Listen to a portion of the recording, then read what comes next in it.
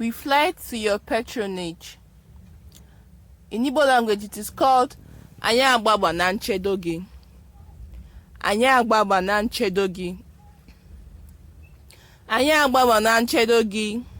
One nke Chukwu dị asọ, enenikwa na ayịya anyị, n'ebe mkpa na-akpa anyị, ma na-azọkwa anyị, n'ihe abụla ihe dị egwu, biko Virgin dị otito na ngọzi.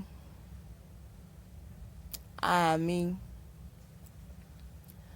Anyị agbaba na nchedo gị, one nke Chukwu dị asọ, enenikwa na ayịya anyị, n'ebe mkpa na-akpa anyị, ma na-azọkwa anyị, n'ihe abụla ihe dị egwu, biko Virgin dị otito na ngọzi.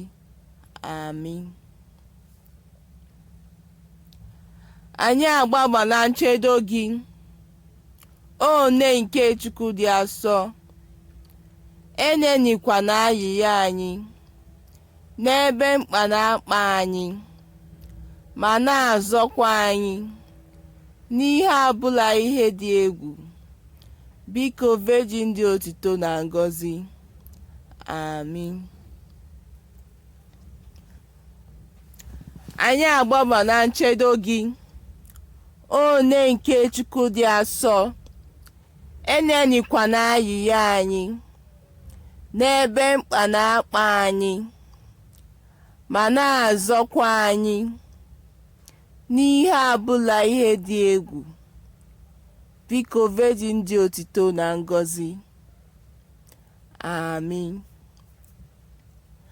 Anyị agbaba na nchedo gị, one nke Chukwu dị asọ, enenikwa na ayịya anyị, n'ebe mkpa na-akpa anyị, ma na-azọkwa anyị, n'ihe abụla ihe dị egwu, biko Virgin dị otito na ngọzi.